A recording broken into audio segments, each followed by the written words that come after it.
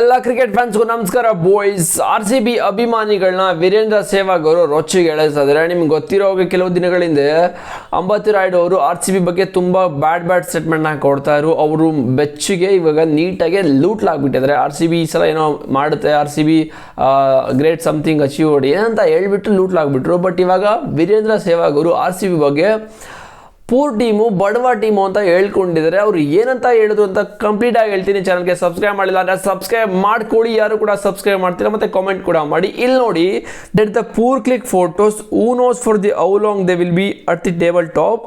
What you think I was talking about money? No, they are always wealthy. The one who haven't win a single trophy, I am calling them Garib. Garib means ಬಡವ ಅಂತ, poor ಅಂತ. ಓಕೆನಾ, ಹಿಂದಿಲಿ ಗರೀಬ್ ಅಂದರೆ ಇಂಗ್ಲೀಷಲ್ಲಿ poor, ಕನ್ನಡದಲ್ಲಿ ಬಡವ ಅಂತ. Meaning ಏನಂತ ಹೇಳಿದ್ರೆ, ಯಾರಿಗೆ ಗೊತ್ತು ಇವರು ಎಷ್ಟು ದಿವಸ ಟೇಬಲಲ್ಲಿ ಟಾಪ್ ಇರ್ತಾರೆ. ನಾನು ಅಮೌಂಟ್ ಬಗ್ಗೆ ಮಾತಾಡ್ತಿಲ್ಲ, ಅವರೆಲ್ಲರೂ ವೆಲ್ತಿ ಆಗಿದ್ದಾರೆ ಅಂತ ನನಗೆ ಗೊತ್ತು. ನಾನು ಮಾತಾಡ್ತಾ ಇರೋದು ಟ್ರೋಫಿ ಬಗ್ಗೆ. ಅವ್ರ ಹತ್ರ ಒಂದು ಟ್ರೋಫಿನೂ ಇಲ್ಲ, ಅವ್ರ ಹತ್ರ ಏನಿದ್ರೇನು ಅವರು ಪೂರ್ ಅಂತ ಹೇಳ್ಕೊಂಡಿದ್ದಾರೆ. ಈ ರೀತಿ ವೀರೇಂದ್ರ ಸೆಹ್ವಾಗ್ ಅವರು ಒಂದು ಸ್ಟೇಟ್ಮೆಂಟ್ನ ಕೊಟ್ಟಿದ್ದಾರೆ. RCB ಅಭಿಮಾನಿಗಳು ಇದಕ್ಕೆ ಫುಲ್ ರೊಚ್ಚಿಗೆ ಹೇಳ್ತಾ ಇದ್ದಾರೆ. ಮತ್ತು ಬೇರೆ ಕಡೆ ಮೀಮ್ ಪೇಜಸ್ ಮತ್ತು ಟ್ರೋಲ್ ಪೇಜಲ್ಲಿ ಯಾವ ಥರ ಮೀಮ್ ಮಾಡ್ತಾರೆ ಅಂತ ಹೇಳಿದ್ರೆ, ಇವರು ಕೂಡ IPL ಆಡಿದ್ದಾರೆ, ಪಂಜಾಬ್ ಕಿಂಗ್ಸ್ ಮತ್ತು ಡೆಲ್ಲಿಗೆ ಆಡಿದ್ದಾರೆ. ಇವ್ರ ಹತ್ರ ಎಷ್ಟು ಟ್ರೋಫಿಗಳಿದೆ ಅಂತ ಕೂಡ ಕೇಳ್ತಾ ಇದ್ದಾರೆ. ಇದು ನಾನು ಹೇಳ್ತಾ ಇರೋದಲ್ಲ, ನೀವು ನೋಡ್ತಿದ್ದೀರ ಸೋಷಿಯಲ್ ಮೀಡಿಯಾದಲ್ಲಿ ಯಾವ ಥರ ಟ್ರೋಲ್ ಮಾಡ್ತಾರೆ ಅಂತ ಹೇಳಿದ್ವಿ. ಬಟ್ ಇದು ಸರಿನಾ ತಪ್ಪ ಅಂತ ನನಗೆ ಗೊತ್ತಿಲ್ಲ. ಬಟ್ ಅವರು ಒಂದು ಸ್ಟೇಟ್ಮೆಂಟ್ ಆಗಿ ಕೊಟ್ಟಿದ್ದಾರೆ.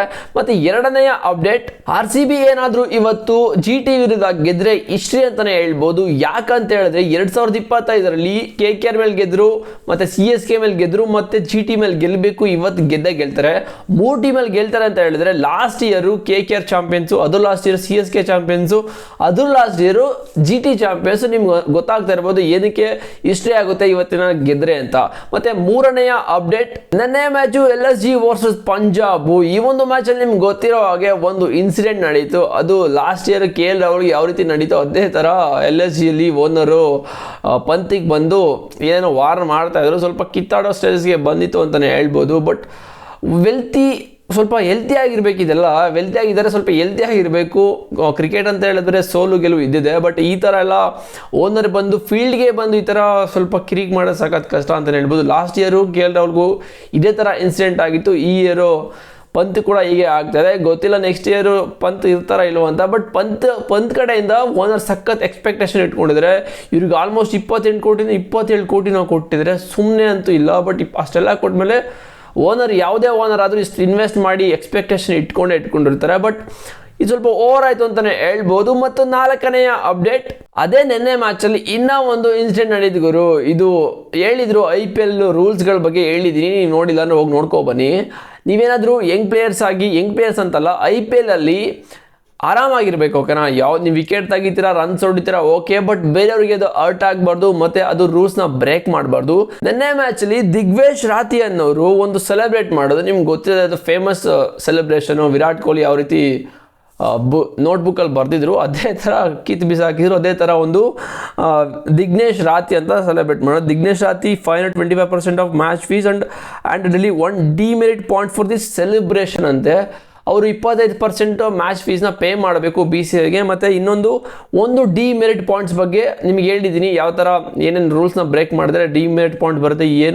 ನಿಮ್ಗೇನಾದರೂ ತುಂಬ ಡಿಮೆರಿಟ್ ಪಾಯಿಂಟ್ಸ್ಗಳನ್ನ ತಗೋತಾರೆ, ನೀವು ಮ್ಯಾಚಲ್ಲಿ ಬ್ಯಾನ್ ಆಗ್ತೀರಾ ಅಂತ ಹೇಳಿದ್ದೀನಿ. ವೀಡಿಯೋ ನೀವು ನೋಡಿಲ್ಲ ಅಂದರೆ ನೋಡ್ಕೊ ಬನ್ನಿ. ಈ ರೀತಿ ಆಯಿತು. ಮತ್ತು ಇವ್ರಿಗೆ ನೆನ್ನೆ ಸೆಲೆಬ್ರೇಷನ್ ಮಾಡಿದ್ಮೇಲೆ ಪಂಜಾಬ್ ಕಿಂಗ್ಸು ವಿನ್ ಆದ್ರು. ಓಕೆನಾ, ಪಂಜಾಬ್ ಕಿಂಗ್ಸ್ ಕಡೆ ಎಲ್ಲರೂ ಕೂಡ ಸೆಲೆಬ್ರೇಟ್ ಮಾಡಿದ್ದಾರೆ. ಇದೇ ಒಂದು ಸೆಲೆಬ್ರೇಷನ್ನ ಸಕ್ಕತ್ತಾಗಿ ಗುರ್ಸಿದ್ದಾರೆ ಈ ಒಬ್ಬ ಪ್ಲೇಯರ್ಗೆ. But accept ಮಾಡ್ಕೊಳ್ಳೇಬೇಕು. ನೀನು ಕೊಡ್ತೀಯ ಅಂದರೆ ನಾನು ಕೊಡೋದು ನೀವು ತಗೊಳ್ಳೇಬೇಕು. ದಟ್ಸ್ ಇಟ್, ಅಷ್ಟೇ.